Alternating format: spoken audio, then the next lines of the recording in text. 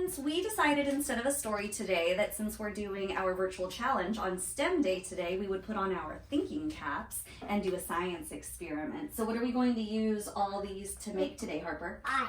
We're using ice and water and an aerosol spray to make a Cloud. A cloud. Very good.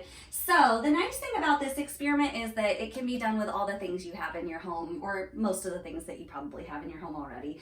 So before we left, we were talking about weather and the function of weather. It is cold. And today we're going to talk about how clouds are formed. Clouds are formed in nature. You tell the kitty cat it's cold.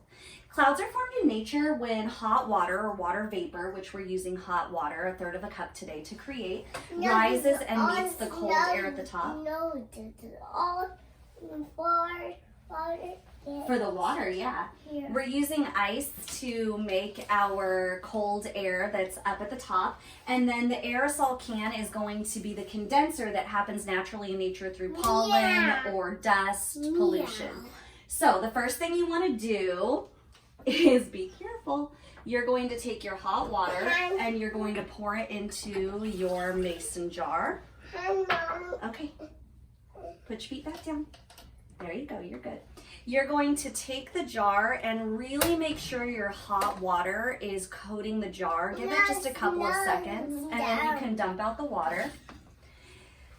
So that's your water vapor.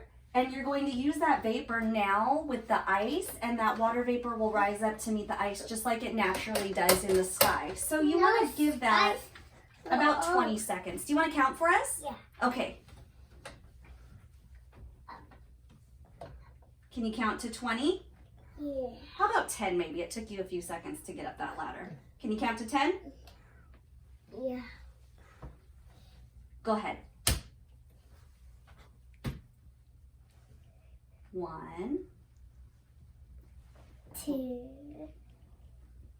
3, 4, 5, 6, 7, 8, 9, 10. Good job. So after about 20 seconds or so, you want to quickly remove the ice, and then you really want to spray a good amount of aerosol spray into your jar and then quickly replace the ice.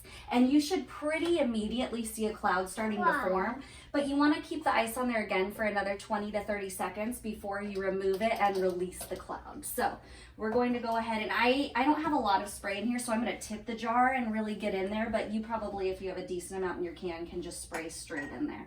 But again, you want to really remove and replace the ice as quickly as possible. So I'm going to quickly spray in there, replace the ice, and you should pretty immediately see a cloud starting to swirl in there.